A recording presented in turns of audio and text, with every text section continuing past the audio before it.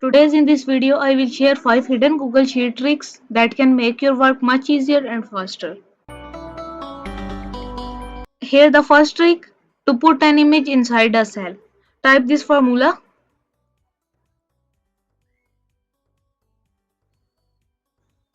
The picture will fit right into the cell without overlapping other data. Now the second trick, select your numbers and press Ctrl Shift 4. This instantly formats them as currency.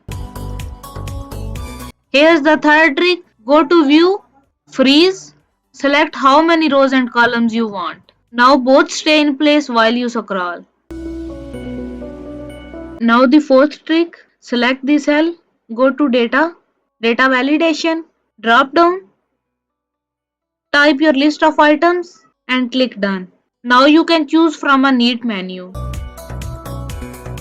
And finally the fifth trick, type your data in one cell, select it, then drag the small square in the bottom right corner to fill other cells instantly. These 5 tricks can make your work in Google Sheet easier and faster. Try them out and don't forget to subscribe for more Google Sheet tips. Thanks for watching.